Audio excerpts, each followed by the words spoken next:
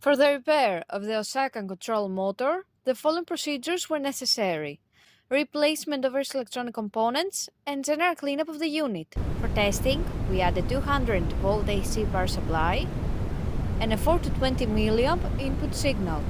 By manipulating the input signal, we see that the unit reacts accordingly and the actuator moves as the input signal rises and falls.